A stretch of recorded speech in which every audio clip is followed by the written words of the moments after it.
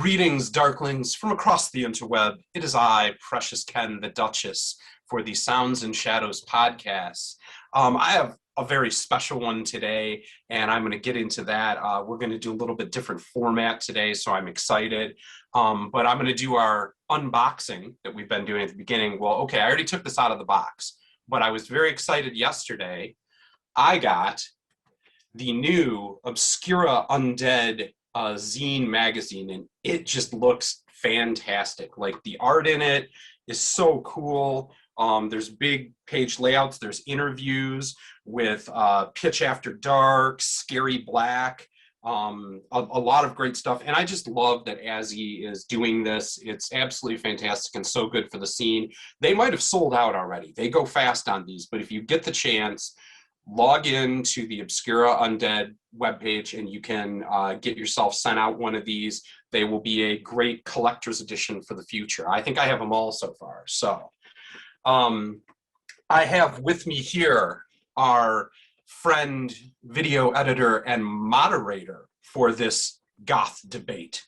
Hello. It is I, Katie. It is. How is it going? It's good. The sun touched me yesterday, and it was brutal because a giant oak tree fell down in my front yard, and we had to chop it up with a chainsaw, and I thought the sky opened up. It was a huge tree that fell down, so it was scary stuff, and I about dropped in my drawers when it happened. I was at work at the time here at home, so...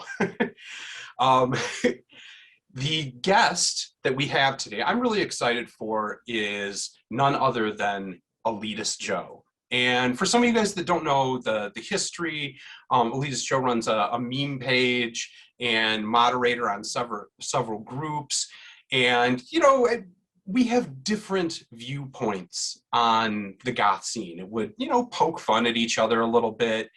And when the whole Son Sombre thing came up, I came down on the wrong side of that issue, and Joe and I had a bit of an exchange over it. And I was so glad that afterwards I was able to reach out, and we talked and we figured out our differences on it.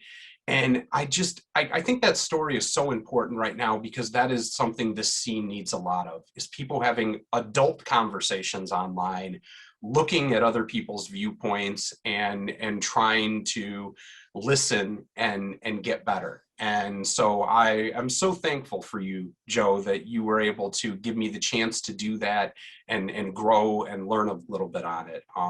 And thank you now for being on the show with us. Oh, thank you for having me. Yeah, it was good that we were able to sort out our differences. I've found over the years, there's been a lot of people where I'll meet them and initially we'll butt heads, but then later on we sort it out and turns out we're on the same side. Yeah, no, I agree. And that's what I'm excited to kind of do this format, because you're somebody that I think of is, like me, has a lot of passion and cares about this scene and cares about it getting bigger and better.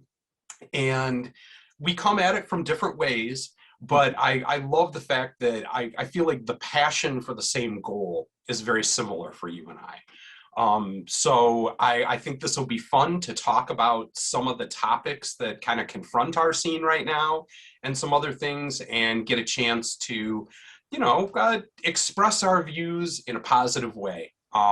So don't pull any punches on me, man. You know, like I'm ready for it, you know. And I will turn it over now to our moderator, Katie, who is going to set this up. Hello. Welcome to the first ever Goth debates. I am going to just lay out a little bit of ground rules. We want the best answer that we can get for the questions that will be presented, but we definitely don't want to go on for too long. There's not a time limit, but if all of a sudden you hear a ding ding, then it might mean that we need to move on. Well, that's pretty much it. That's the only rule. You're going to wield supreme executive authority on this. I'm handing over the keys to the castle to you on this, Katie. Thank you. Be respectful, and remember that at the end of the day, we're all friends here. All right, so let's start this out.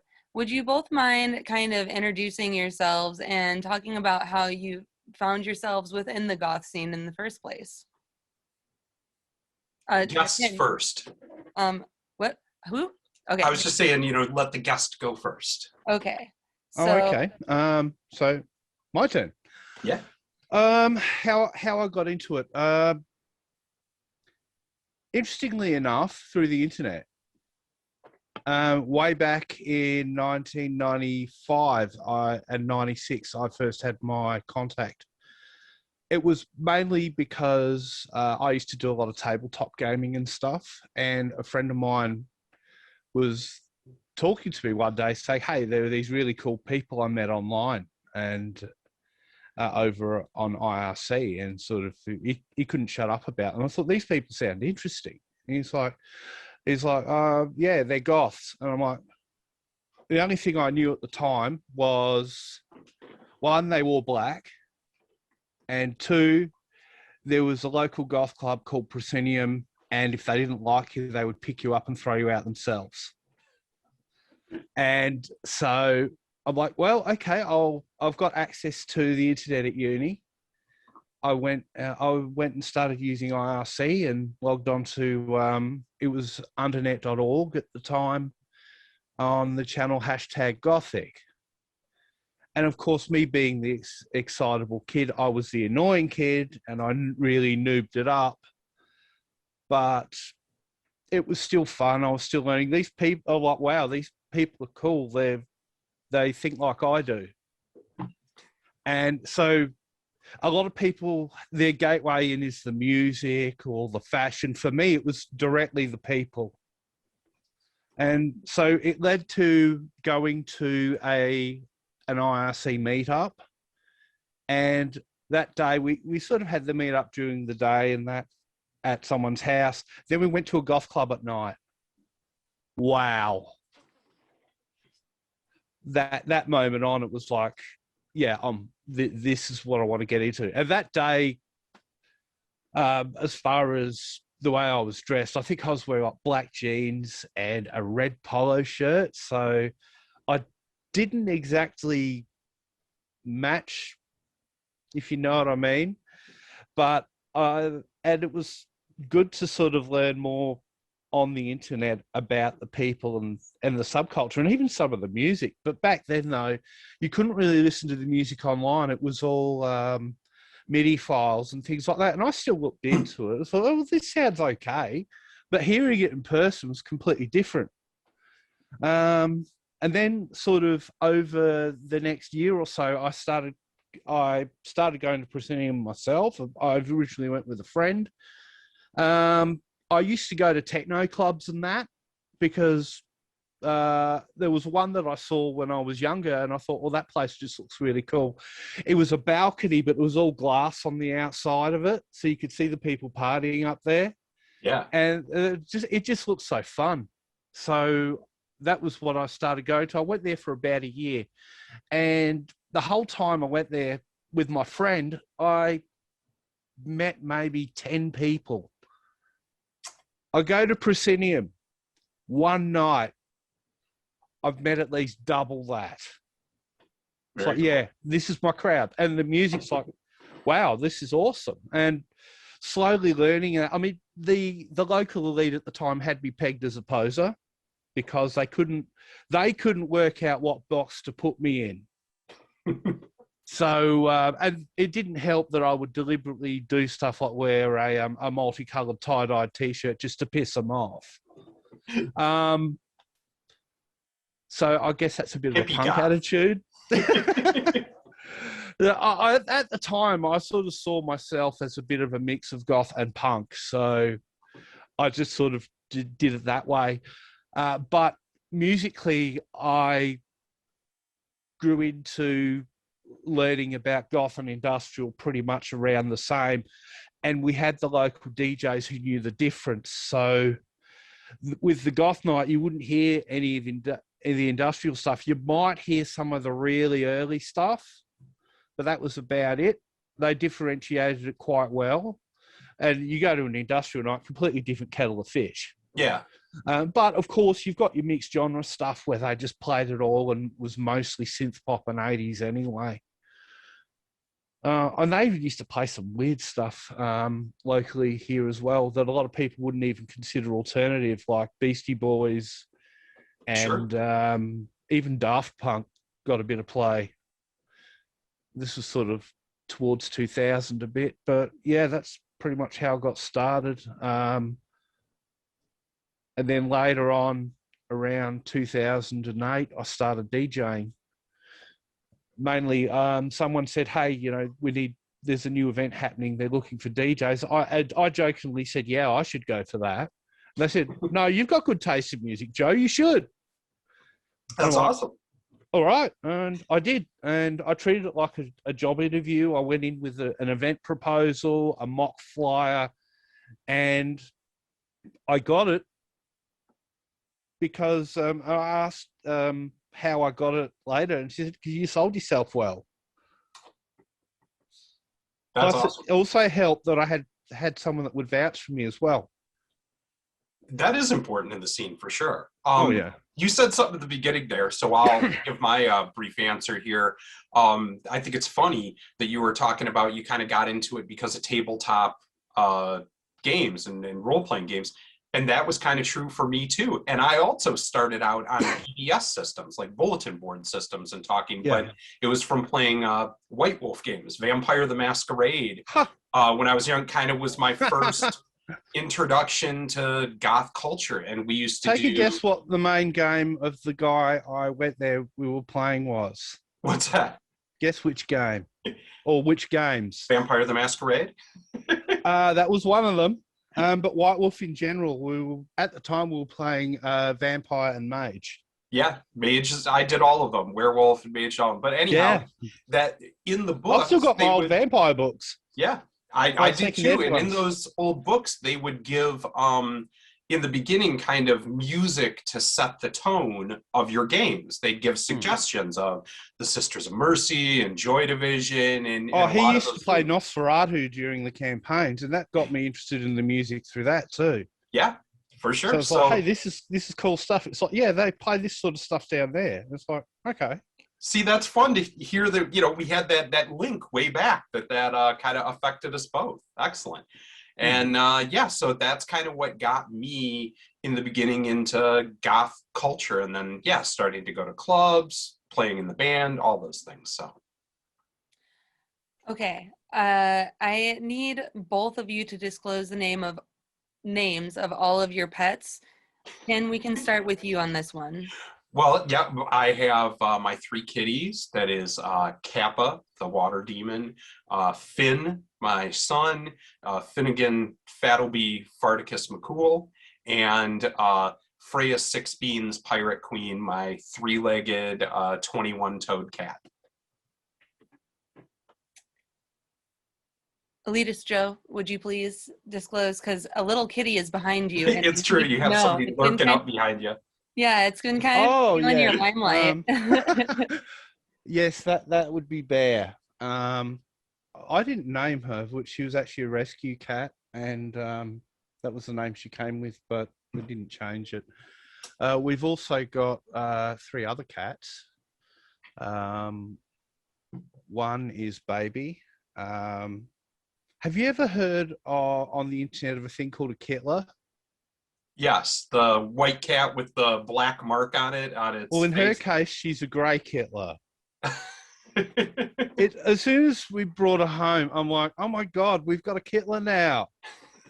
That's just funny. That's not saying that I endorse like Nazis or anything like that. Right. It's just, what better way to mock them than to have animals that mock them? I gotta say, I'm a little bummed out because you're in Australia that I thought you just had like wallabies as pets and shit just running around. Interesting story on that. My aunt used to have a kangaroo and a couple of wallabies as pets. And when I was a kid, there was a house a couple of blocks away that had an emu in the backyard. You'd see its head poking up over the fence. But yeah, more pets than that. We've also got another cat. His name is Clubber. I named him that because of his foot. And he still gets around with it just fine. And then my son's cat, Yao, who's an absolute pain in the ass because he lives up to his name and won't shut up. All the time. Yao, Yao, Yao. You touch him, Yao. He doesn't like you, Yao. Everything, Yao. That's We funny. also have a dog, even though it's technically not my pet, it's more my partner's pet. Her name is Princess. She's a Staffordshire Terrier, but she was the runt of the litter, so she's like a mini one. She's only about yayish big. She's like a little tank. All right. Yeah, that's all of them. Thank you for indulging me. I need to know all of the animals' names before I'm able to move forward with the very important questions, which brings me to this. I'm going to start with you, Elitist Joe. Do you like bats, Just Joe is fine. Okay, fine. Joe, sorry. So I do not. I'm not so pretentious that I need titles. Mr. I am. Joe. I'm pretentious. Well, I can be at titles. times, but it depends. I don't know. Am I going to be in character for this or not? That's on you. That's on you, brother. How extra you're feeling about it. I'm feeling extra today. Because usually when I'm doing these sort of things, I'll either be myself and amping it up, like with the Gothquisition stuff, or like the thing I did for Gothy Roundtable, I deliberately went in character as Elitist Joe, rather than... Well, I love that. I thought it was hilarious. I watched that like twice. It cracked me up. You were killing me. Well, for today, I'm glad people enjoy it. we can play this however you would like to, Joe. I'll just answer how I answer and see how it goes from there. Let it fly. Honesty is the most important attribute. So when it comes to the, you both have these ties in tabletop games. So this is a really important question. Okay. Do you like, and I'm going to start with you, Joe. Do you like bats, vampires, or werewolves more? And what do you think that choice says about the goth culture? Spiders. Ooh, went a whole different way. Yeah. Why spiders? I don't know. I actually have a kind of a tattoo of a, not quite an exact tattoo, of a redback spider on my my back here. It's probably a bit hard to show anyone.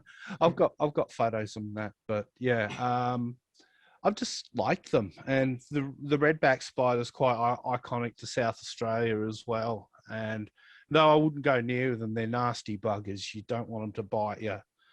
But I'm quite happy to sit with the spider on the wall, and as long as it stays in its spot on the wall, it's safe.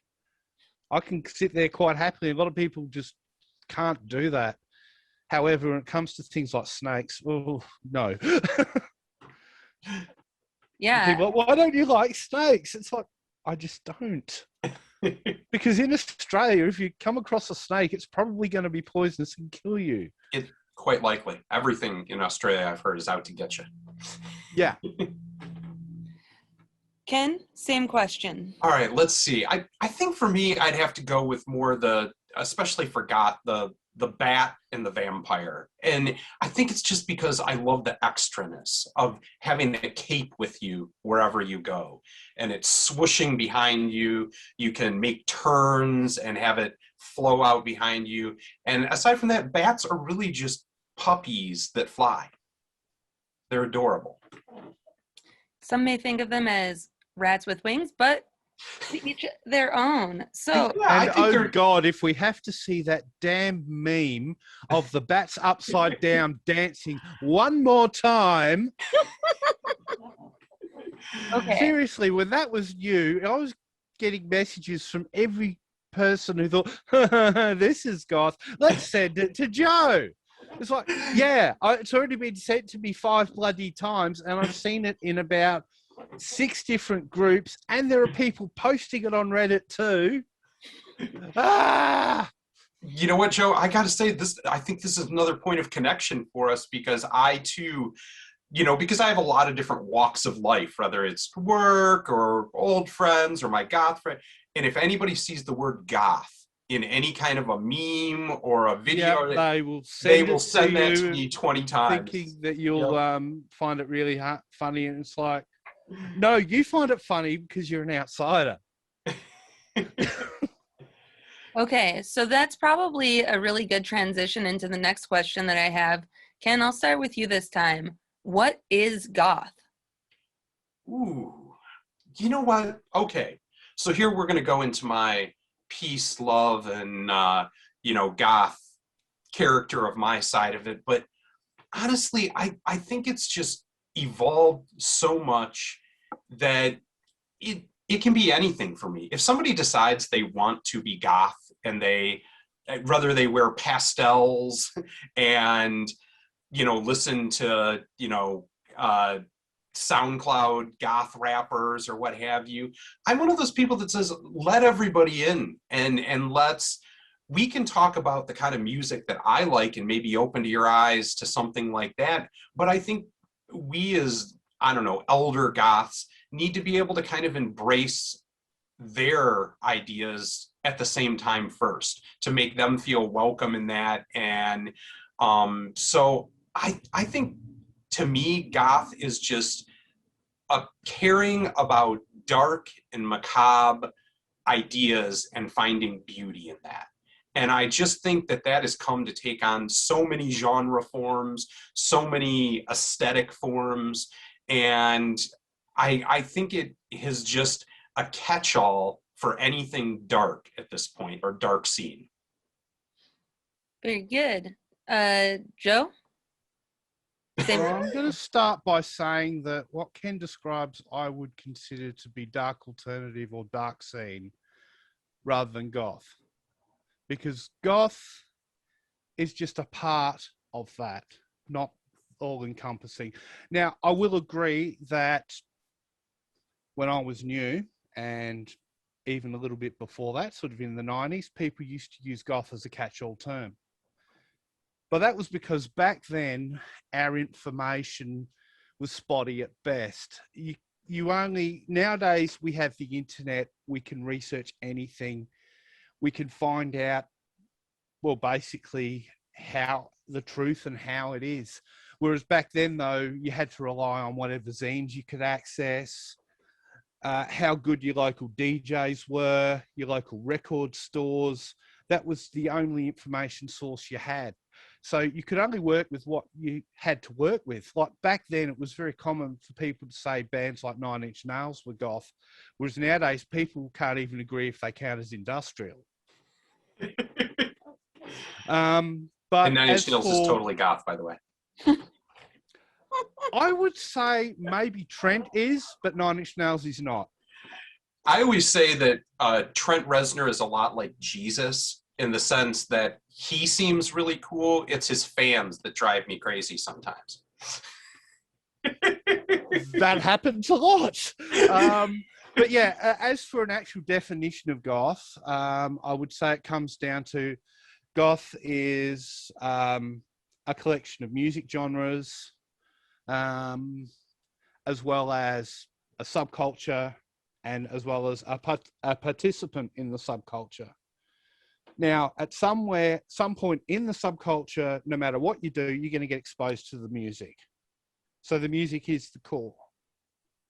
And the rest sort of expands out from there. I mean, that's where you get your fashion, your aesthetics and things like that. And a lot of that stuff has existed on its own before goth anyway. So it's like, if all you're into is all this other stuff but not the music, then you're not actually goth. It's like it's like, say I wanted to say I'm a metalhead and I don't like metal music. It just doesn't make sense. It'd be like, I'm going to say I'm going to be a country and western like cowboy, but I dress up in hip hop attire and listen to nothing but rap. It doesn't work. I think that's more common than you think here in, say, like Texas. I wanted to, can I rebuttal, Katie? Yes, I will grant it. I love what you said there, Joe. And I think to me, though, another part of goth that has been so important is when you talk about the aesthetic of it, this culture has always been one that embraced letting people break down gender barriers, for example, is a big one that, you know, the clothes, but I think that kind of has become such an ingrained concept that to me, it really does transcend the music, that if that's the part that you're biggest into, I think it does still lead into the goth ethos or the concept if why you're doing this is you want a culture and a place to feel comfortable being yourself on a wide spectrum of, But like that's I said, alternative culture already. Okay, I mean, but to be like, I think part of that is the heart of goth, and one of the things that in the beginning really drew me to it. It's definitely part of it. I agree. I mean, I didn't even get in through the music, and over time, I've learned by interacting with people, going to clubs, the music's central. Even if it's not, that's ultimately what it was people to start with, was people going to see bands, people going to clubs, people socializing at the clubs. The music was always the hub that brought everyone together. True. So, what music would you say falls under the veil of goth? Joe, we can start with you for this one. Okay. I was actually going to mention that part of the last question, but it's worth doing it on its own. Okay, basically you've got your early goth stuff like Bauhaus and The Cure and Susie. Your cookie cutter bands and your early bands of that era. You got your goth rock stuff as well, like obviously Sisters of Mercy and The Mission, and there's a few more modern examples like Angels. Well, Andrew Eldritch wouldn't agree with you, but no. Well, this is the thing, though. I've noticed in music in general, bands can't force genre. It's the fans and the people that decide the genre usually. And even if the bands try and say, this is what I am, the collective of music fans that generally, for some reason, being a fan of the music, they get more devoted to compartmentalizing it, if that makes any sense. So they often know more than the bands do. And it could depend. It can also depend because a lot of the early goth bands weren't going out there to make goth music. They were just going out there to make music. Right. I would say some, like going with that, the earlier stuff, post-punk definitely ties into it, but not all post-punk. Some other genres people see as offshoots, like dark wave, it's basically, in effect, goth plus synths. Then you've got ethereal wave too. I'm a bit iffy about ethereal wave personally, but there's a lot of people that vouch for it being a goth genre. And then you've got cold wave, which personally, French cold wave, I don't see it.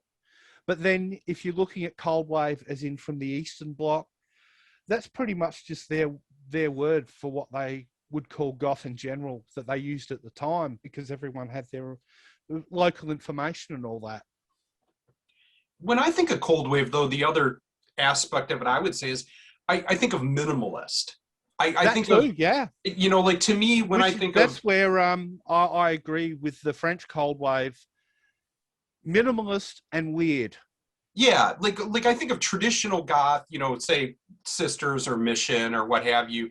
There's a lot of overlapping layers. It's got keyboards, it's got, you know, guitar leads and rock. Whereas to me, cold waves is you are stripping down the tone and aesthetic of that goth ideal, but trying to do it with the fewest sounds and instruments and whatnot possible to still achieve the effect. And to me, that's, I don't know, if I was really trying to like peg what made cold wave, that's what I would say. Yeah, I could agree with that. I've actually got one or two songs of mine that are kind of made in that vein, because I find a bit of influence from that myself, and I like that stark minimal sound. Yeah, There's a lot of industrial that does it too, sure. but they do it in a different way. Ken, do you want to? Yeah, I already jumped in on Joe's there. No, but to me, again, this is one of those things that what makes something goth music to me has more to do with, frankly, how it feels. Because I just don't have that much use for genre. I think, to me, like when I'm doing the music page and Sounds and Shadows, genre is useful for me to say, hey, if you like this band, you would probably like this band too. And to me, that's the end of how far I usually go into genre. It's interesting you mentioned that, because I've noticed that seems to be how they use genre names on Bandcamp. Yeah. Yeah, people, they use them more like tags. Right. Than actual solid genres. Yeah. And I think that's how I feel in it. So to me, what makes something goth music to me has a lot more to how it makes me feel. When I hear the music, do I have the same feeling of listening to The Mission or the Sisters of Mercy or Susie and the Band as I do listening to this? And if the answer is yes, by kind of the, I don't know, ambiance of the music, then I feel like that's a part of goth. And I think that, to me, goth has gotten to be a bit of a crystal or prism that has a lot of different beams of light coming out of it that have different hues and colors. But really, it does come from that same feeling of a fascination with the macabre, with a darkness, with a confronting the struggle of the human experience. And I think you can put a saxophone in that and still achieve that same sound or effect, but that would then, I guess, maybe fall out of what you would think of as a traditional goth lineup. Well, there's nothing wrong with being experimental. I think there are definitely core elements. Ultimately, it does go back to a basic rock format. There is a progression from punk to post-punk to goth to the various branches that come from there. The problem is a lot of people seem to think goth has the patent on darkness, which it doesn't. That's fair, yeah. And there are things that goths like that aren't necessarily goth, but they are dark. Yeah. So it's maybe relevant to the scene, but that doesn't necessarily make it goth by association. That's a good point. Okay, so let's cut this tension a little bit. Tension. Okay, this is another very important question. The only tension around here is pretension. There's some in my waistband too. There's tension there too. Okay, Ken. Well, there is that. I mean, we all have a bit of tension in our waistbands. It happens. We all do. All right. Part of getting old and bald and yeah. I think maybe actually that might be one of the things of why it's so important to me to expand my definition of goth, is because as I get older and fatter and balder, I want to make sure that I'm still included within that, because I don't weigh 120 pounds and wear a shirt in a XXS small size anymore. So yeah, I need to become broader in my concept of goth so that I still fall within it. Well, I kind of look at the fact that they're still making new goth music, and it isn't the same as what it was 10 years ago, 20 years ago, 30 years ago. The sound is evolving, and there are young people getting involved. It's great. Yeah. And this is why I don't see the need to just shoehorn in outside stuff that doesn't belong. Fair enough. By all means, if if you're going, you can still listen to that. Nobody's going to say to you, "Oh, you're not goth because you listen to Evanescence or something like that." But if Actually, you I keep think a lot listening, of people do say stuff like but that. if you know, well, if you listen to Evanescence and you think that is what makes you goth, you're totally wrong. But anyone could listen to them. It's just music. I mean, M&S It's is like, kind of a jam. Whatever. Got I a mean, nice voice. if you like it, you like it. You know, no one should feel pressured to listen to music they don't like. But some people within goth, it feels a bit performative, as if they're only doing it to tick the box. And if you're forcing yourself to endure something you hate, why? Yes, that I agree with. Okay, this may cause tension. I'm not sure. I was trying to avoid it, but then I was going to ask a question that would immediately make it into a space of debate. Ken, we'll start with you. Robert Smith or Morrissey? Okay. Morrissey obviously has fallen far and has kind of become a total piece of shit. I don't know, maybe he was always a piece of shit, I'm not sure. But and The Cure is the opposite of that. Music wise though, I think it's hard because Johnny Marr to me is so important on guitar. And I mean, I think both those bands kind of are on the fringe of what we're talking about goth anyway, but after careful thought, I'm still going to have to go with Robert Smith as the true voice of goth out of those two, and who I would side with, if for no other reason. Pornography, I think, has to be in the top 5 goth albums of all time. Like, that's just, that album is a front to back perfect example of the dark aesthetic and romantic concepts that I love about goth. Joe, would you like to respond to that? Let's see. Well, Morrissey's a piece of shit. The Smiths never made goth music to begin with. Ooh.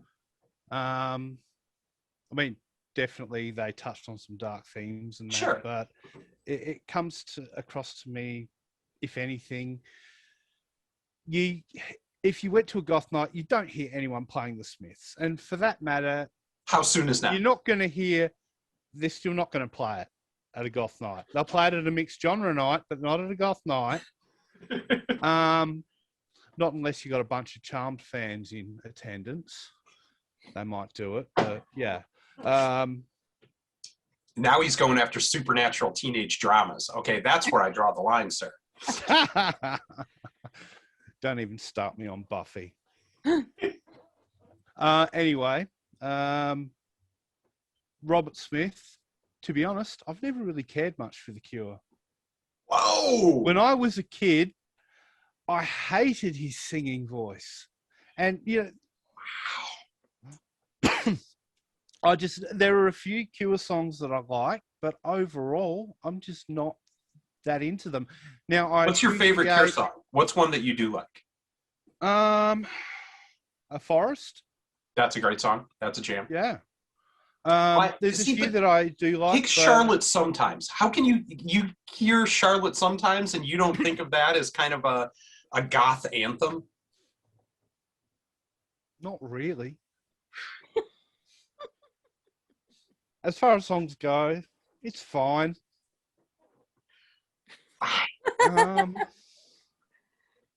But then again, I'm into more goth rock stuff. If someone was to say goth anthem, I would say the real choice would be between Temple of Love and This Corrosion.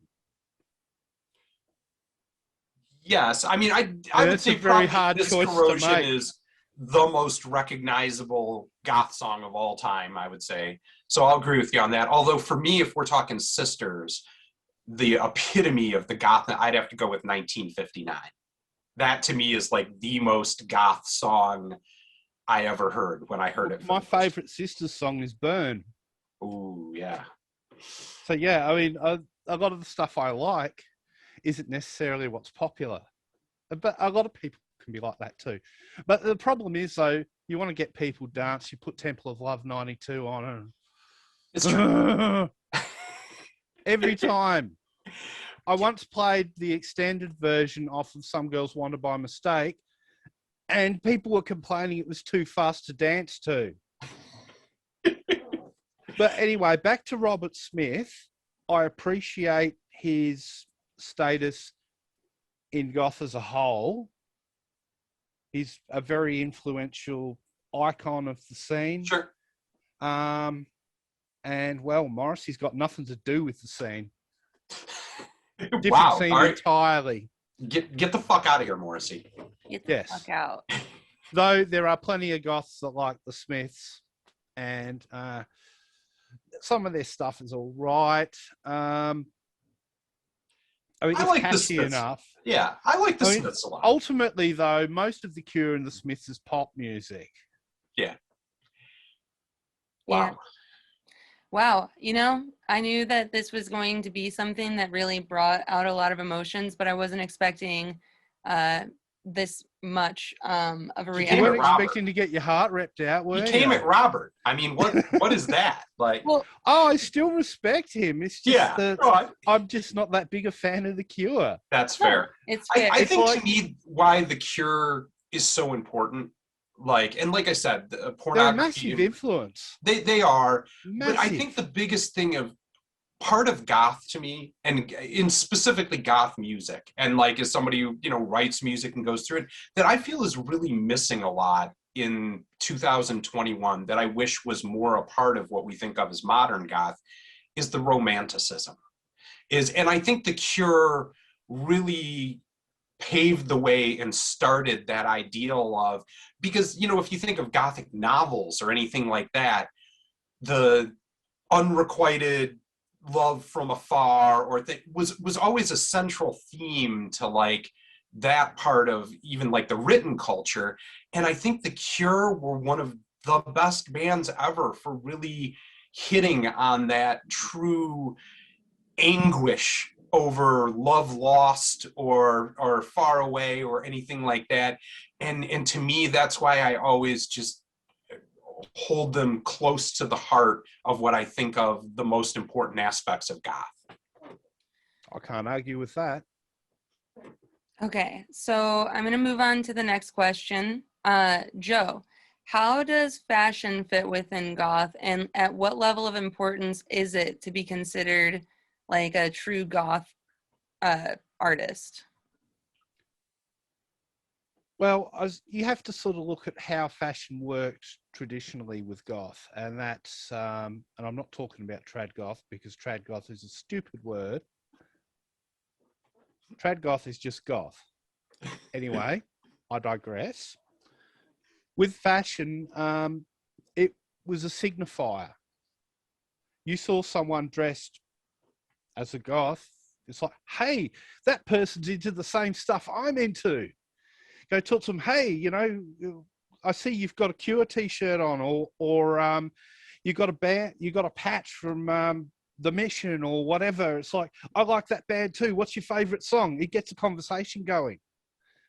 But now, I mean, that's if they've got any music signifiers. A lot of people didn't necessarily do that, but they looked the part. Nowadays, you see someone who looks the part, you'll go up to them and say, hi, how you going? What music do you like? Black metal. It's true. Or what music do you like? Rap. It's like, there's nothing wrong with a goth liking that music on the side, but a goth, at its core, goth is being a fan of the music. So it's become a point where unless they have obvious signifiers, and I'm not talking about Joy Division t-shirts because there have been that many people that buy them because they look cool that have never even heard of the band. They've had that same problem in punk with people thinking of Ramones as a brand. Sure. Or the Misfits, yeah. Yeah.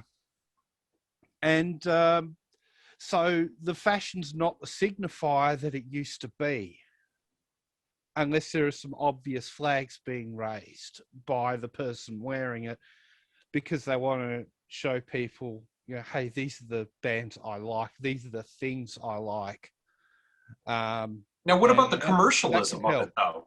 Like Kill Star or things like that. Oh, God. that's not goth fashion. That's alternative fashion at best, alternative brands at best, which I think is a bit of an oxymoron, because the whole point of alternative was to go against the mainstream idea of consumerism and brands. I think that there's, sure, I'm gonna wait. Is it my turn now, or are you still going? I could, yeah, I've still, if I was to talk about those brands, I'd be here all bloody day. But I'll try and keep it short.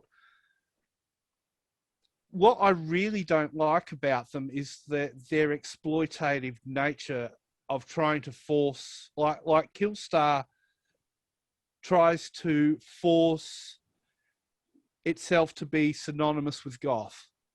As in, Sure. if you do not have Killstar, you are not goth. And there are kids that think this.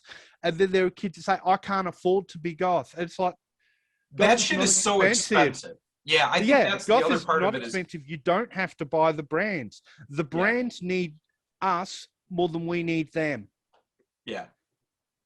And a lot of the, like traditionally in that, people thought, you know, DIY and that.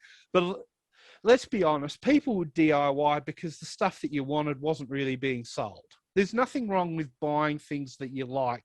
Yeah. But I see that there is a problem when you have a fanaticism about a brand. You know, sure. Be fans of bands, not brands. No, that's good. I like that. I think the other thing, like going to, there's a couple things I'll respond to there with it, but the Killstar aspect, and I think you're dead on right, is it's just silly to like bring that you're not goth if you can't keep up with the trends of, you know, that how expensive they've made goth fashion now. You know what's even worse about it though? They have their brand name on everything. Yeah. If I wanted to be a walking billboard and pay a company to be a walking billboard at that, I'd go and buy Nike and Adidas gear. Yeah. I do think that's the big thing is that's silly. I don't like the commercialism of kind of the mean girl attitude, you know, that I'd remember. And if you didn't have whatever, Ralph Lauren or whatever, you weren't cool or something like that. I've always thought that shit was dumb. And so I hate the fact that it's like encroaching into the culture I love and goth culture. But I think on the other side of that, if people like these clothes and they can afford them, and then cool. You know, if you think it looks cool, then good, you know? But here's the other thing too, though. You can't buy a goth card. Just because you buy clothes and dress the part does not mean that people have to say, wow, you're a goth now. No, it doesn't work that way. You got to pay your dues and do your time. That's how it works with everything in life. I think that's fair enough. But okay, so going back to the other part of it I was going to respond to is, I remember a time where we have shifted, in my opinion, on kind of the ideas of gatekeeping culture, okay? And I remember a time when it was people listened to the music and were into it. Like a lot of my friends were into, you know, Joy Division and the Sisters and things like that. We played, you know, the White Wolf games together like we were talking about, but they didn't want to look the part. They weren't into like doing, you know, the makeup and the clothes and the whole, I mean, they kind of like you were talking about, just wanted to wear a polo and jeans, you know, but they knew a lot about the music still. And they would take shit from people that like, you're a poser because you're not some of the best people I know that have the best knowledge about goth music don't even look at. And that's my point, is I thought that was stupid. Even though like I was always into looking the part, I always thought that shit was stupid. But now today it seems it's like come 180. And now gatekeeping wants to say, oh, these people want to come out and whether it's wearing Killstar or just goth fashion or the aesthetic or look, but they show up at goth night and they don't know anything that's being played or don't really care. They just want to, you know, put on the costume of it. And and people going against them. And to me, I think that it's so funny that like the same stupidity has come 180, you know, to like face for the exact opposite reason, but it's just as dumb on both sides of the spectrum. And to me, I just want to say, like, if somebody wants to be a part of our culture and come out to Goth Night, and whether they want to dance to this music or get into it, or whether they want to wear the clothes, or whatever part of it appeals to them, I think it just makes us stronger to have more people that want to be associated with our counterculture. Well, and here's the thing. If somebody is turning up to your event, you don't give them shit for turning up to your event just because they don't look the way you like. Exactly. Like a lot of the people into post-punk have been coming to events. They don't look anything like Goths. I've had people messaging me saying, do I have to wear black to turn up to your event? I said, no, just come as yourself. Nobody's going to care, and people don't care. Whereas, interestingly enough, even the appearance, I mean, people think the whole appearance thing is new, but it's not. Even sort of in the 90s, people would judge you on your appearance if you weren't conforming to the group. Right. You know, the only difference is now is it's more out in the open because we could see it because of the internet. Right. I had an experience. It was, I think, about 4 or 5 years ago. Rachel and I went to Athens, Greece, on holiday, and I went to this club, and I just found it like on Facebook or something randomly. Nobody had told me about it or whatever. I just like looked up Goth Athens, Greece or something and found it, and it was a place called Death Disco, and I walked in there and was blown away by, it was one of the best goth nights I've been to in forever. And it was packed. It was a cool little club. Everybody there was in jeans and a t-shirt. Like there was no pretension, no, like I've never seen before where like the aesthetic was such a little part of it. Yeah. But everybody in that club knew every single song played and danced their ass off to it.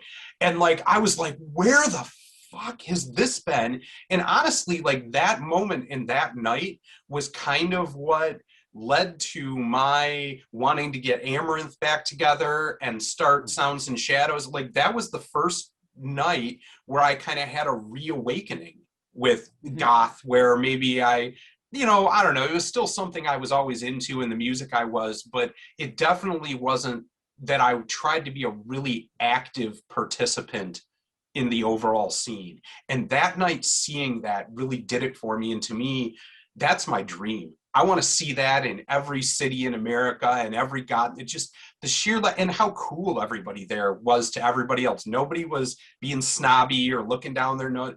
Everybody was just there loving that music and sharing with each other and dancing. And like, oh, it was the most glorious feeling. It's interesting you mentioned that because my goal when I put an event on is I want people to be wowed the same way I was when I first stepped into that golf club the first time I went. Yeah. Now, I know that due to resources that I can't necessarily hit the nail on the head, but I can create that atmosphere. Yeah. There's so many different ways of doing it. And it isn't necessarily relying on people looking the same, because back in the day, people look back wearing back-coloured glasses. They think everyone was wearing black. They weren't. They totally weren't. Right. Yeah, that wasn't true then now, and that isn't happening now either. It's like, well, people are buying this stereotype that they have to look a certain way. It's like, it's the brands are really pushing it hard now, but there's always been a kind of peer pressure over the years, even before, to conform. I mean, sometimes you'll see a style. Like recently, I posted a photo of myself from how I was dressed up on New Year's, and people are like, "Oh wow, what a great witchy look!" And I'm like, "Witchy? This is just an outfit." I've never heard anyone describe any of my looks as witchy before. Whereas people see me in real life, oh, that's just Joe. It was probably me who left that comment. I don't know if a couple people did, and it sort of took me aback. It's like, witchy? See, I'm not I even shooting for that. I'm not even trying to do anything, yet people are assuming I'm doing it. It's like, am I ahead of the curve or something? I don't know. So, not to be too serious for too long, but I heard Ken mention the word gatekeeping, and Joe, I know that that's kind of one of your things too. If we think of it outside, oh yeah, total gatekeeper. That's me. No, not like that, not like that. But if you think of it outside of just the genre gatekeeping ideals, like how does gatekeeping affect the scene today? Ken, we'll start with you.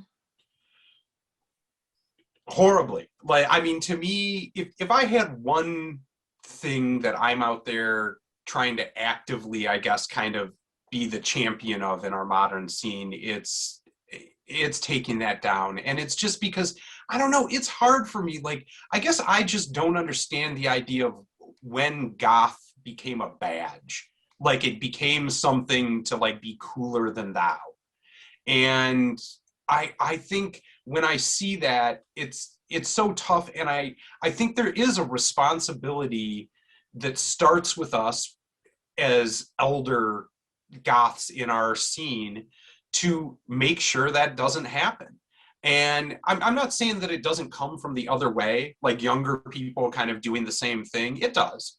But I don't know. To me, I feel it's really, really important that we who have felt the fallout and maybe bullying of, because of how we looked or our fashion or our, anything like that, that we be the first ones there to have open arms and be welcoming about it. And in particular, nowadays with online and the internet, like I go into a lot of goth groups on Facebook and things like that. And because you're kind of having an anonymity of being behind a computer screen, clacking away at 2 a.m., people just get horrible sometimes. And it really hurts me. Like with the Sounds and Shadows group, that's one of the most important things that I really try and have a firm grasp on as a moderator there is, look, it's important to have talks and debates and open our minds to like other aspects of the culture, but being mean and being shitty should never be one of them. And I think to me, when it comes down to gatekeeping, it's really, you're just being a dick. And that's something that I don't ever want to be associated with goth. Joe? I think part of the problem is people who throw the term gatekeeper around as if it's going to end an argument or as an accusation don't really know what a gatekeeper is. A gatekeeper is denying you access or denying you entry. Whereas if somebody says, I don't know, Evanescence is goth, and we say, no, they are not, but here's a bunch of bands who are goth, we are not gatekeeping. What we are doing is we're handing them the keys to the subculture. And we're also helping them because if they go to a goth club and request Evanescence, there's a very good chance the DJ is just going to laugh at them. Because, well, there is still a bit of an elitist air in certain places. Sure. So what a lot of people decry as gatekeeping is in reality education. And we all got things wrong. Yeah. Quite often, even over the years, we'll get things wrong again and we learn. And we all learn by someone telling us, no, that's wrong. This is what it is. And that's for everything. Does that mean that your teachers at school and at university are gatekeeping? They're not. They're teaching you. They're handing you the keys to the knowledge. Now, the fact that they charge you money to go to university, that could be gatekeeping. That's gatekeeping. That's the gate right at the door. That is a socio-economic gate. It would also be gatekeeping if, say, a club had a dress code and anyone they deemed that didn't look cool enough, Sure. and they said, no, you can't come in. That is definitely gatekeeping. Somebody like... I remember that used to happen. Like I find it crazy. It's like, I do get that you might have a bouncer on the door looking for troublemakers. Mhm. That's a bit different. They're Right. deliberately, they're there to assess people and work out whether they're going to be trouble or not whether they'll fit in with the crowd or not. Yeah. Because I've been at events, and like one of the events I was working at, I was in the beer garden having a smoke, and this bloke, I've never seen him before, looked like he'd just walked in off the street and sort of asked if he could sit at the table. And it's like, yeah, sure, man, go for it. And I'm there just having a chat with him. And after a while, he says to me, you know, Joe, nobody would talk to me tonight except you. And I said, well, why? He said, well, they just don't want to talk to me. I said, I don't know, you seem perfectly reasonable to me. Sure. You know, my attitude is I'll have a beer with anyone. If that's gatekeeping, you know, Yeah. that's not gatekeeping. No, if anyone wants to come to my events, yeah, they're welcome. Now, the only thing that might happen is if they request something silly, I'll just, and I'm DJing, this is why I have the request sheet where they write it down, because that way you don't have to break any hearts. They just won't hear their request. And if they come up angry going, why don't you play my request? It's like, because we don't play that sort of music in this club. What do you mean? I requested AC/DC. It's like, yeah, if you want to listen to AC/DC, go down the local pub. They'll play plenty of it. We're playing specific music to suit our crowd because nobody else does it. And usually when you explain it some way like that, they think, oh, okay, fair enough. Yeah. I think I'll give you a very good point I think you made there. And it's that, to me, to be gatekeeping, it is a lot about the tone with which you deliver in. And just to your point, you could say to somebody, oh, okay, well, like, you really like what's the one that always kind of drives me, I think you freaky and I like you a lot, or whatever, that South. DeAntwood. Yeah. I've never been a fan. I don't really like the music, and I've heard they're stuff a problematic too, that they're band kind too, of pieces of crap, you know. People, in life. But anyhow, like, that gets played at our goth night, and it is very popular. People really like to dance to it and stuff.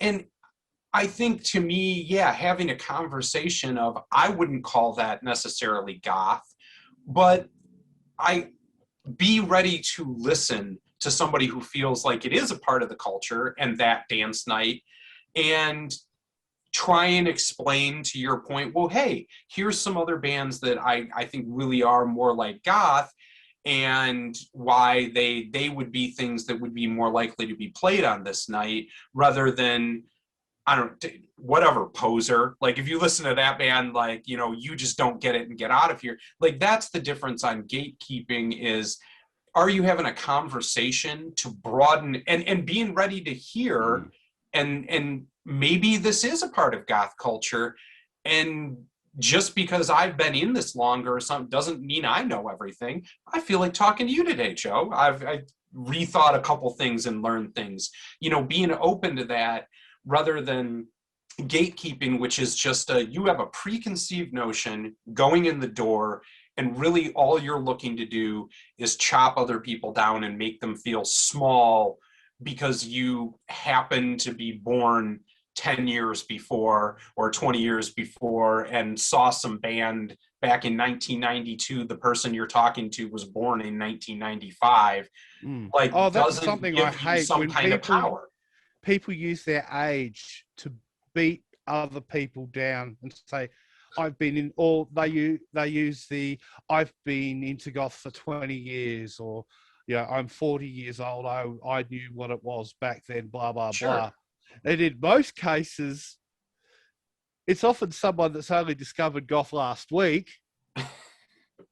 and they think that because they're older, they've got superiority over someone who's younger who happens to know more about it because they've been doing the research, listening to the music, going to events, talking to people, whereas this older person's just sort of walked in and is just saying, I've done this, I've done that, blah, blah, blah.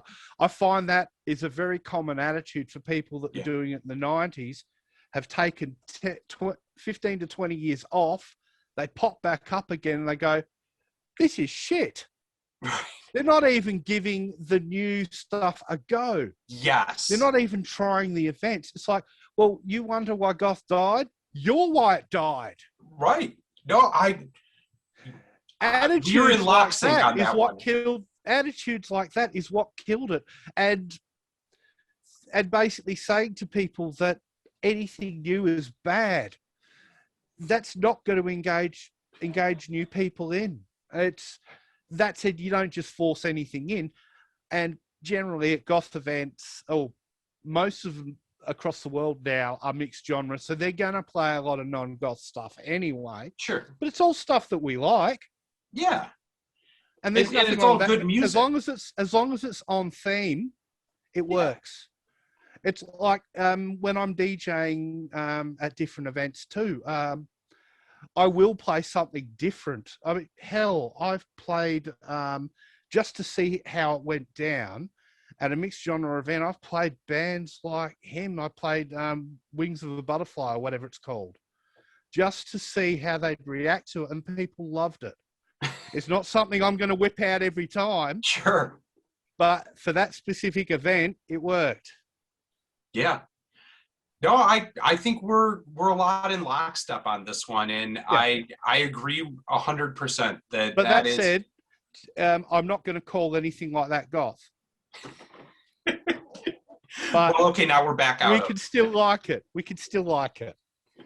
Okay, so I'm going to shoot off a couple of quick questions. I just want very short lightning answers. Got it.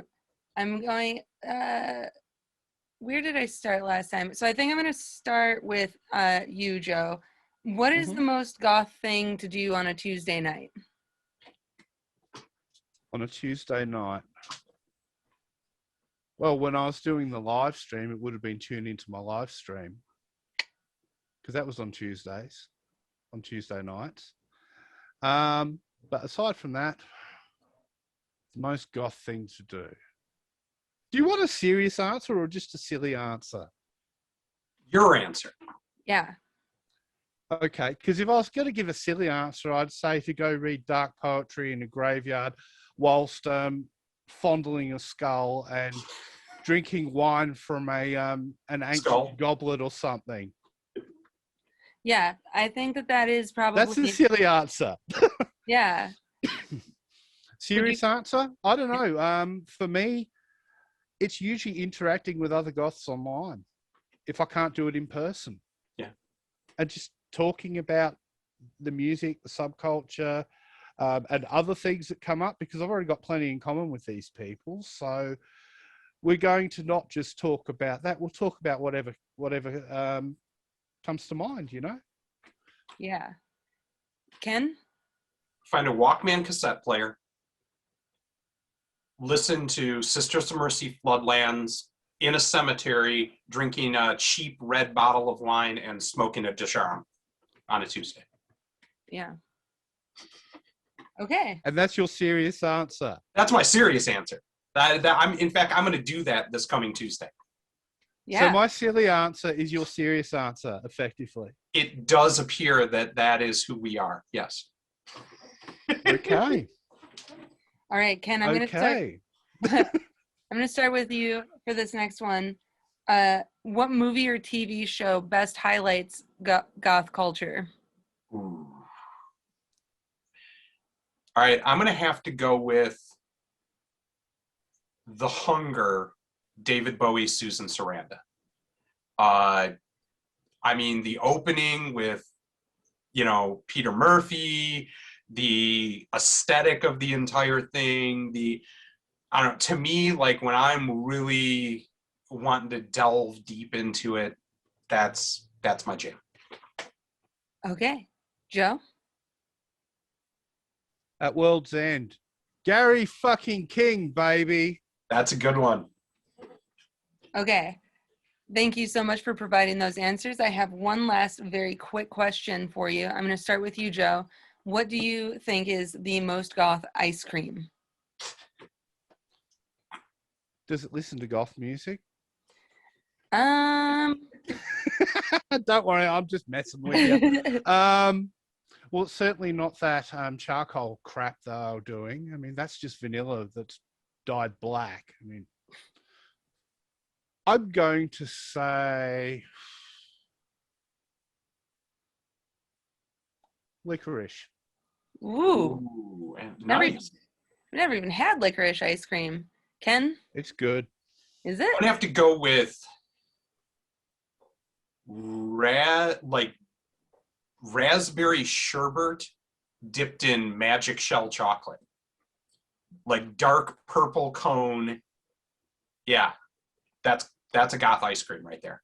Whoa. And a little candy skull on top. Yes, please, if possible. And it'll be extra goth because then I'd go into a diabetic coma right afterwards. Well, I'm glad that we were able to have that moment. Now I do have to bring it back into a more serious tone. Uh-oh. The scene's been experiencing what we would define as toxic behavior. How do you both feel that toxic behavior from artists should be handled? Ken, we'll start with you for this one. I think this is a really important one, and it's not anything new, but it definitely has come up a lot more with the internet lately. And the idea of, can you enjoy art if you find out something that you don't like about the artist?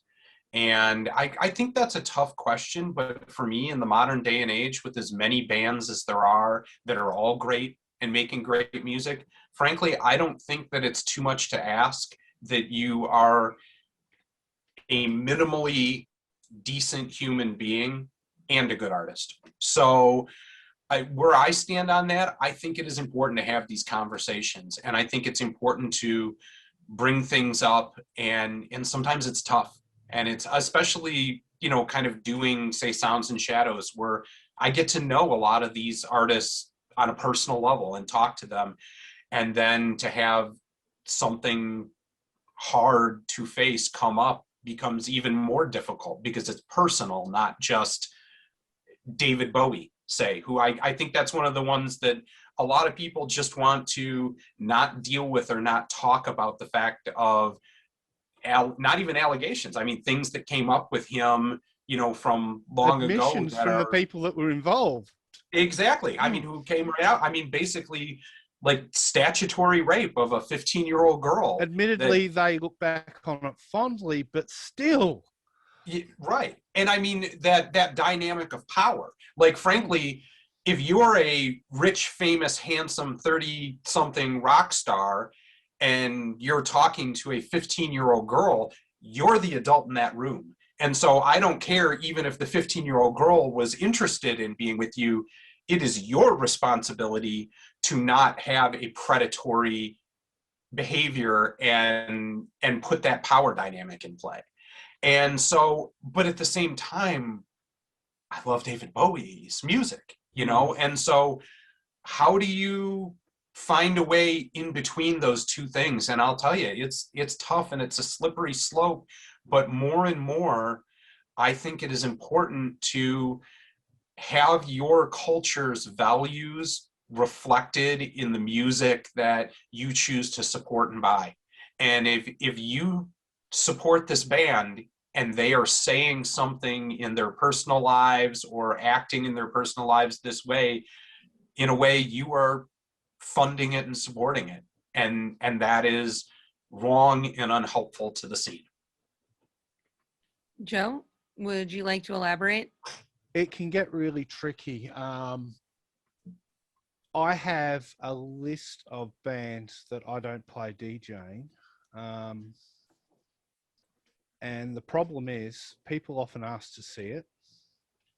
But when I show them, it always makes somebody angry because a band they like is on it. And some of the reasons are valid for me.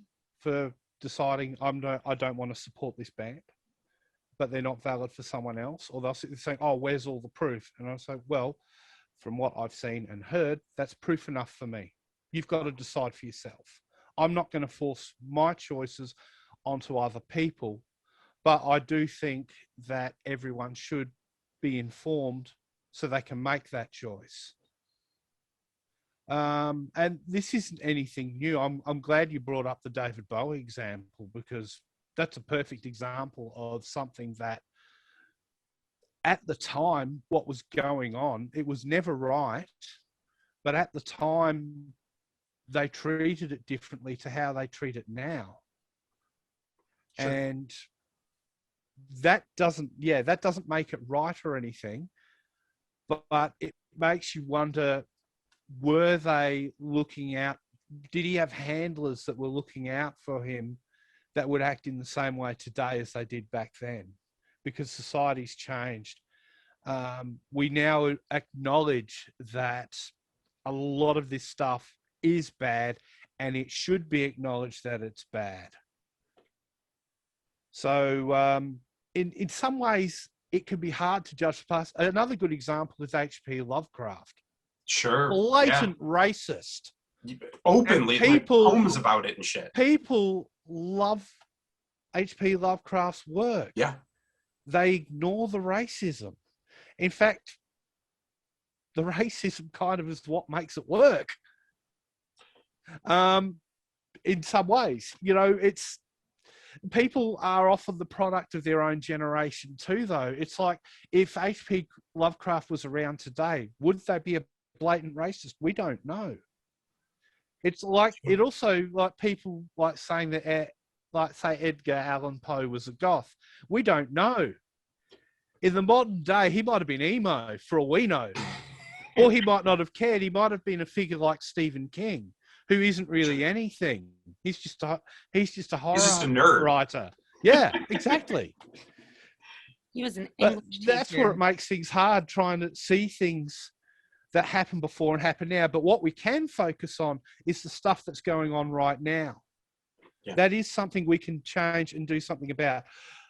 David Bowie's gone. There's not much we can do there, right, but his music still exists. So I do agree. It does put it into a bit of a grey zone of, should you support it or not? Now, I've gone off Iggy Pop because he slept with a 13-year-old.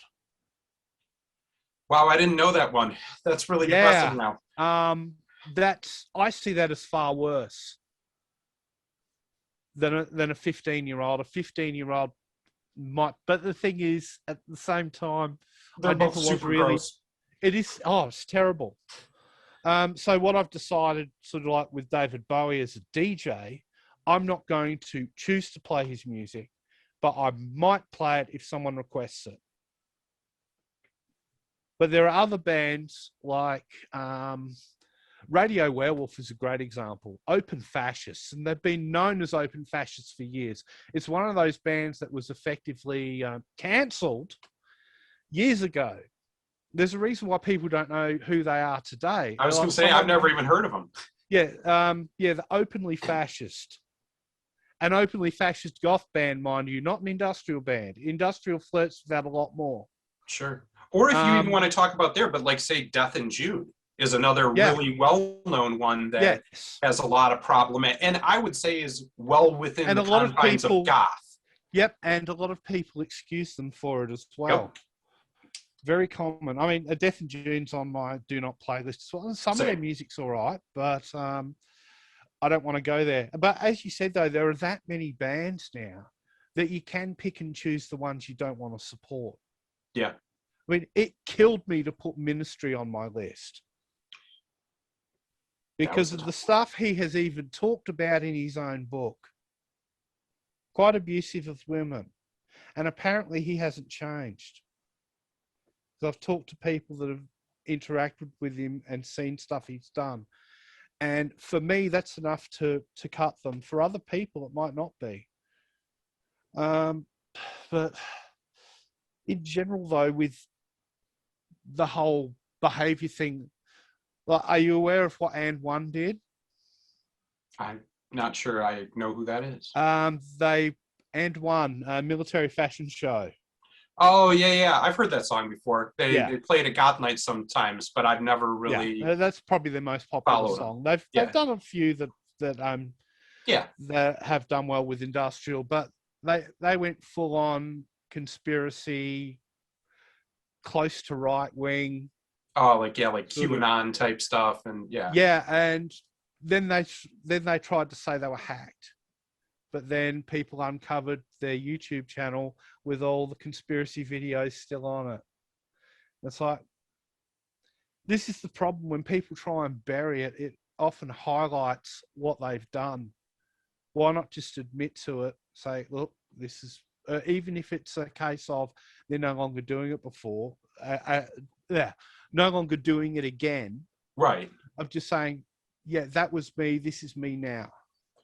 I think that's another important part of this have to discussion. give people a chance to get better, but there are certain things that there is no redemption.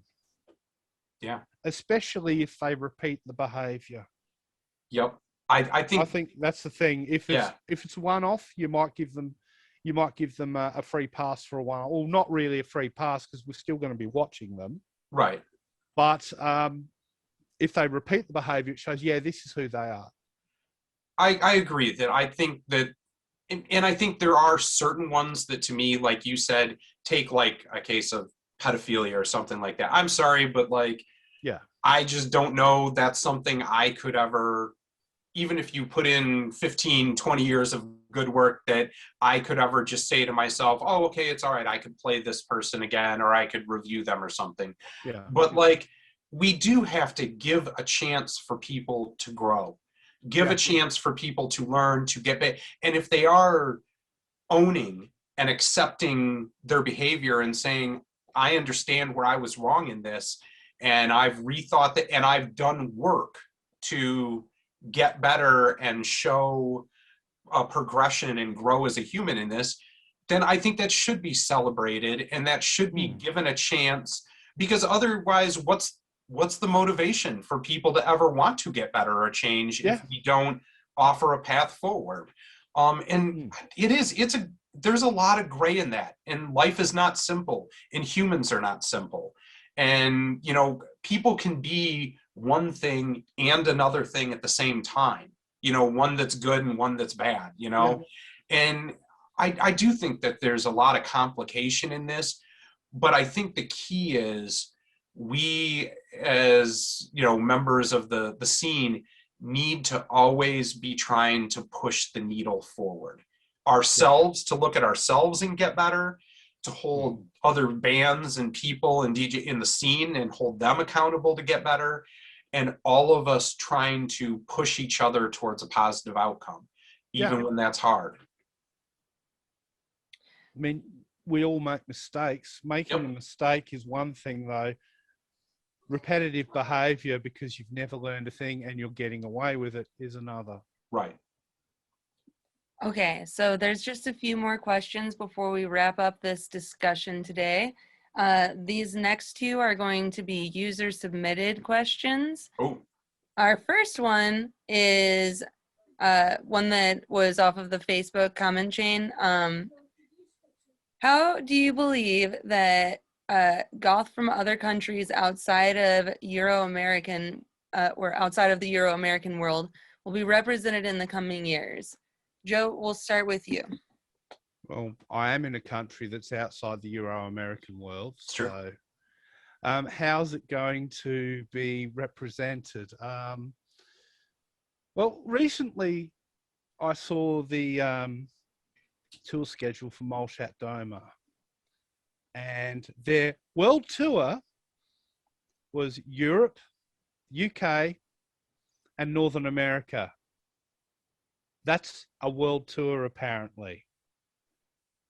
No Central and Southern America, no Africa, no Australia and New Zealand. I'm probably missing other places too. Asia. They did. No Asia, yeah, of course. Clearly they're hitting the places they think they're going to have the biggest fan base, and also with COVID on, it's probably going to be influenced by that too. Sure. But I mean, you look at the overall world scene. The death rock scene in Mexico has really taken off. I'm trying to think what else. There is a bit of a post-punk thing happening in Asia. There's a band from Indonesia. They're kids. They're like 16, 17 years old. Yep. And they're really good. I can't remember the name of them, though. Yeah, they're on Cold Transmission. Yes. And it's Camlin is the name of the band. Yes, that's the band. Yeah, we But did this an is the- interview and a piece on them in Sounds and Shadows. They Nice. blow my mind. I can't imagine. Like, I remember how much I sucked trying to play at their age and how good they are for how old they're. Oh, yeah, It's they're absolutely amazing. mind-blowing how good they are. It's crazy. Mm. And the thing is, we do see a lot of bands popping up. I mean, even a lot of your bands that are coming from the Eastern Bloc at the moment, because Russian Darkwave is becoming It's really huge popular. right now. Yeah. And that was never a traditional goth spot, to be Right. honest. Things do expand. People do become more aware of other bands and stuff. So, I mean, for me personally, when it comes to importing music, it's an absolute pain in the butt, because to buy records of the bands I like, I usually have to import them from Europe or America, hmm and that means paying massive postage charges. Especially right now. Yeah. So, like, one trick I found is, so it meant that a lot of bands on Bandcamp, the most I could really do was support them digitally. Right. And whereas now I've kind of fishing through and finding the ones that aren't charging too much. Because if I'm paying about $50 for an album on vinyl, I don't mind. That's about what I'll pay here for a brand new record. Maybe up to $60 or $70 if it's something that I really want. Yeah. But overall, it's the music worldwide is becoming more available thanks to things like Bandcamp. Even 10 to 12 years ago, I remember there were a bunch of South American compilations that people were sharing online, and they were really good. That sort of got me into to hearing some of the music from down there. And a lot of the industrial Yeah. down there in particular, there's a label out of Peru that I really, really like that nice. is absolutely, like, I think they're putting out some of the most interesting industrial out in the world right Yeah. now. So Well, that's the thing. They're going to take their local influence and apply it to the music. Yeah. And it'll come out different to how everything else, like, if you go back to the roots of things of where goth and post-punk started, it was during the Margaret Thatcher era. We're in a very similar era right now sure. in a lot of the world. Plus, we've got the pandemic on top.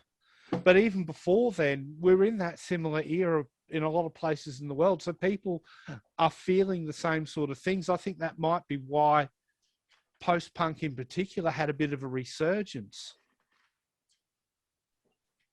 Agreed. Ken? All right. So me, same question. This one pretty near and dear to my heart for a lot of the things that Joe brought up. But we've done pieces on Sounds and Shadows and talked with Jose, for example, and it really hit me because I didn't think about until really recently how you could have a band in Germany singing in German, okay? And that's very widely accepted, gets press coverage in America, gets DJ play, so on and so forth. You can have a band that has, I talked to some of them, hundreds of thousands of followers in Mexico City that sings in Spanish and plays a unique and interesting brand of death rock or goth, and literally not a single write-up, no DJ play here in America, so on and so forth.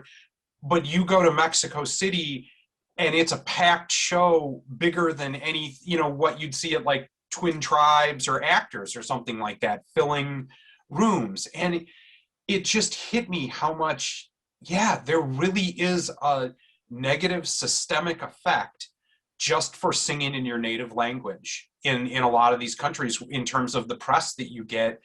And I think it's something our scene has to grow in. And I'm happy to say, I feel like that's starting to happen, but it's a lot of ground to cover and a lot of ground to make up.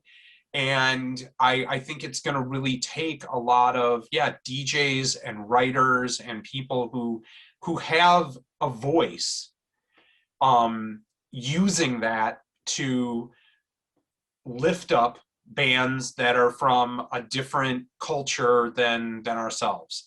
And in particular, I have found, like, a lot of in Central South America in particular, the scenes there are not just vibrant, they're passionate. The way that I thought of is, kind of the goth scene in the late 80s, early 90s. They have that kind of just fervor and drive for this music and this culture.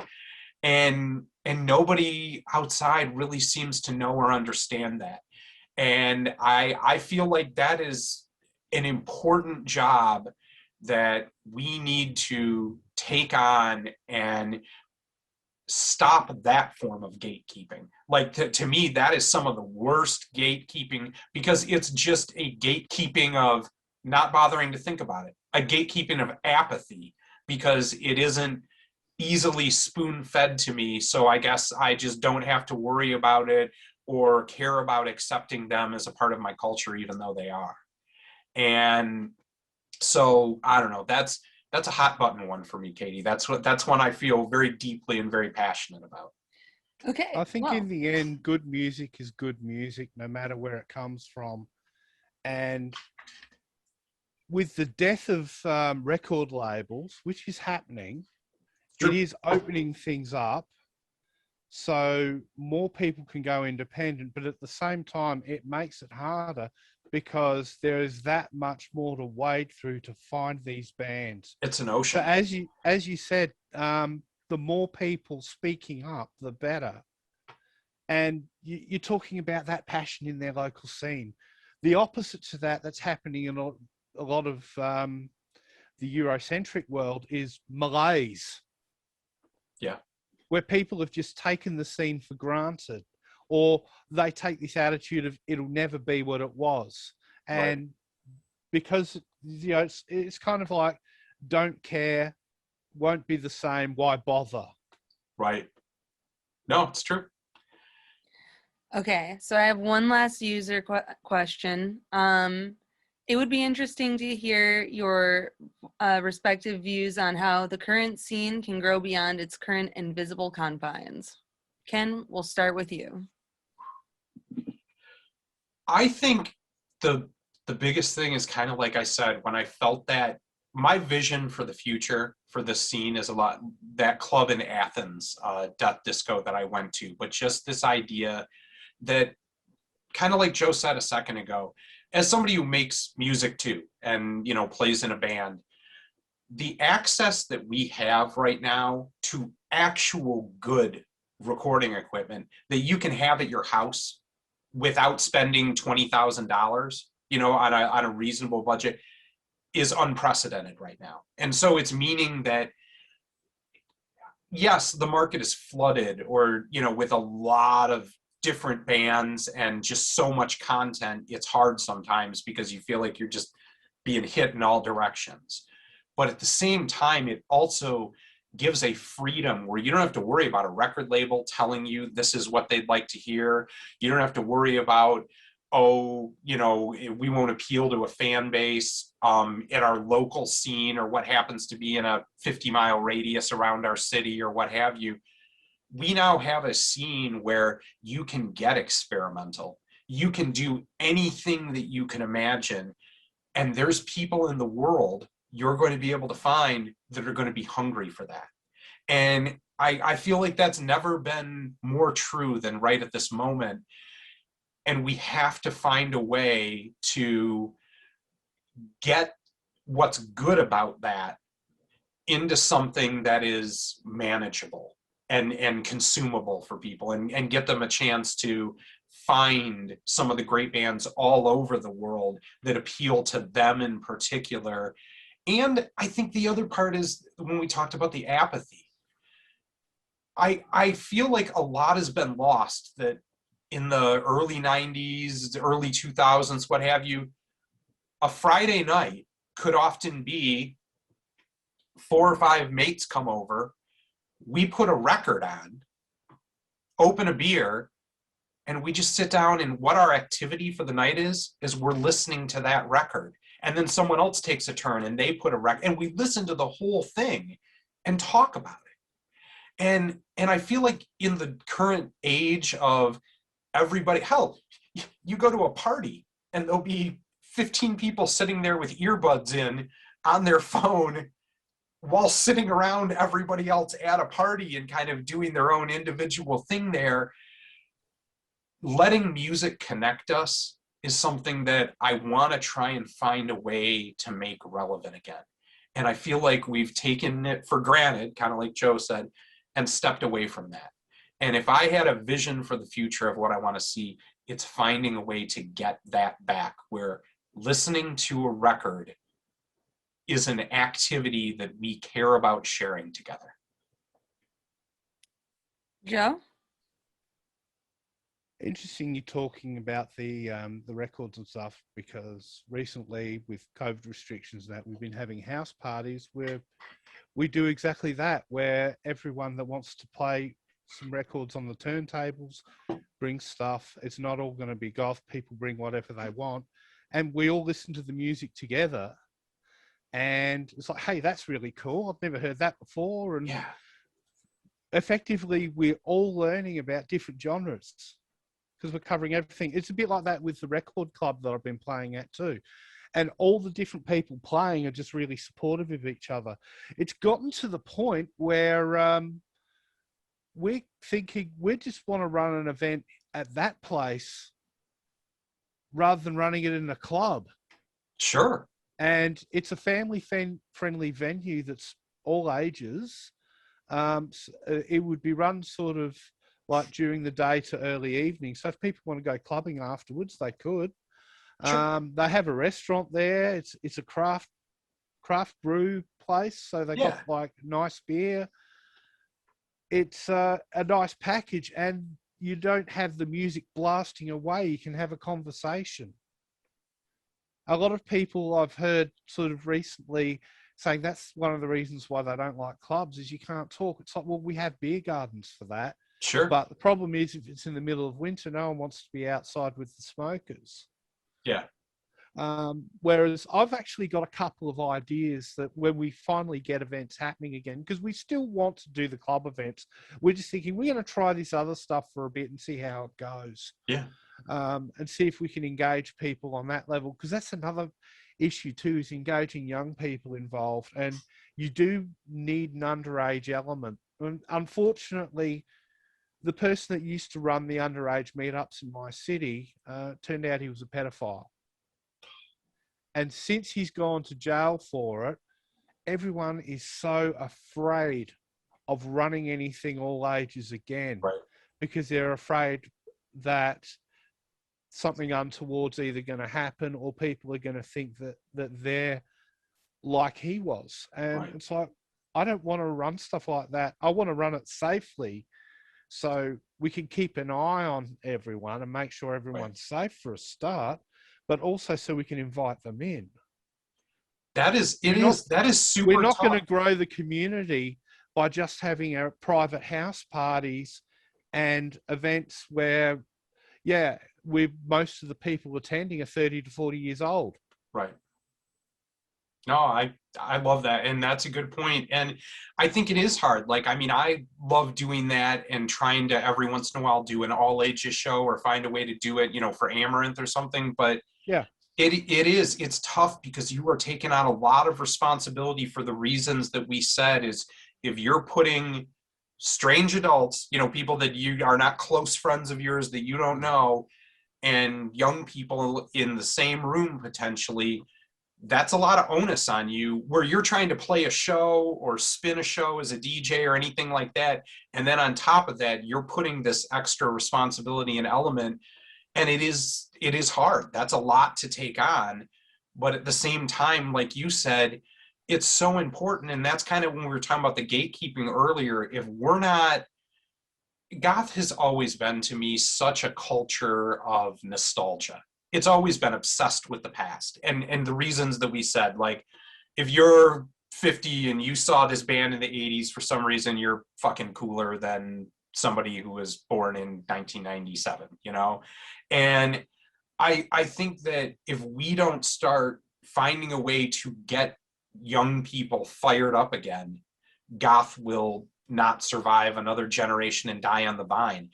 And I think that's happening, which is really exciting to me. I feel like we are going through a renaissance or a resurgence with a lot of the modern, especially in post-punk and synthwave, you know, in that aspects of the culture that are bringing back a really vibrant scene and getting young people to give a shit again and care about it. And yeah, finding ways to foster that is, to me, one of the most exciting parts of doing a review page and doing promotions right now, that it seems like it's actually finding ears and a voice again. And it's exciting time.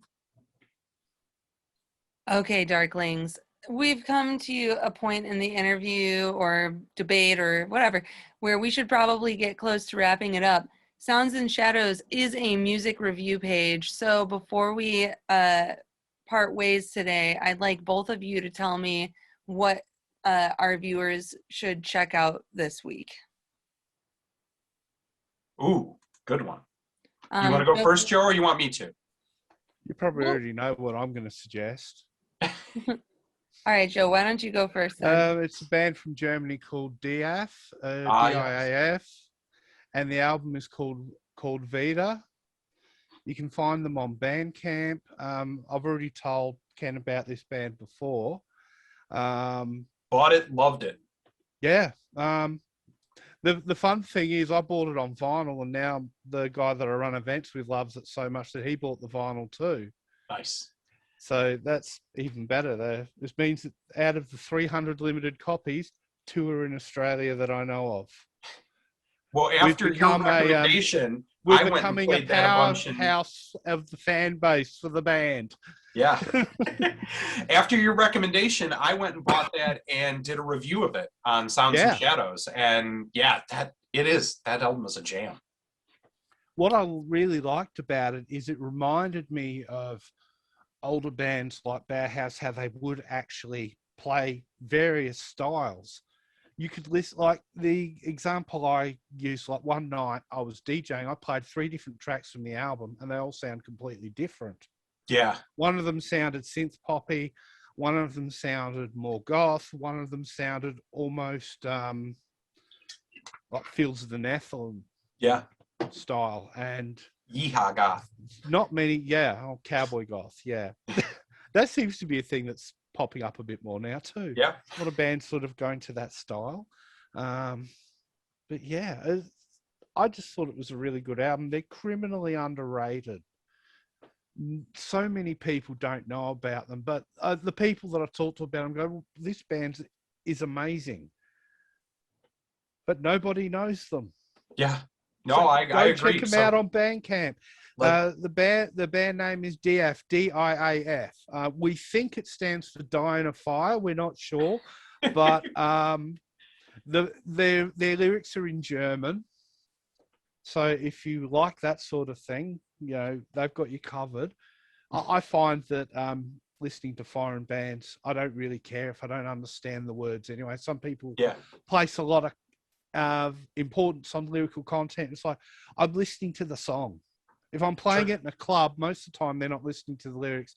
They'll only be singing them if they know them anyway. It just depends on the environment, depends on the mood, I guess. But yeah, great band. Check them out. All right, well, I'll do 3 quick shout outs on here of what I'm listening to right now. And I hopefully have reviews of these done soon. But number 1 is the t-shirt that I was sent here, but Arden and the Wolves, and have a album out on Bandcamp. Very cool sound and just a really interesting perspective in person. I really like Arden is very into magic and spiritualism, and I think that comes across in the music really well. And it's a different sound and take. So that's one. The other one is they had the birthday party for Armalite Records yesterday, and had a day-long event on Twitch and all kinds of stuff going on, and they put out a release with it. I highly recommend to everybody. That is a great way to, you want to get a big, I think there's like 20 songs on it, and it's name your own price. And you can really get a big swath of one of the most interesting and important new industrial labels, I think, going right now. So that's another one I'd recommend. The last one I'll do is Male Tears. And they're this really neat band that I've really been vibing lately, and have this like synthy, really dark John Hughes vibe, movie vibe, with like a bit of tongue-in-cheek to it, and do really fabulous videos. I highly recommend, like, search them on YouTube, because the videos that go along with the music are absolutely outstanding, and do have that kind of like 80s movie, you know, vibe to them. So those are my 3 current recommendations that people should be checking out. All right. Well, it's been a pleasure to moderate this debate today. Thank you both so much for having me. This was really fun. I'm going to hand the torch back to Ken to wrap this up for y'all. And from us at Sounds and Shadows, I'd like to thank Joe for joining us. It was wonderful to have you there. And everybody out there in interweb land, keep it fucking dark, yo.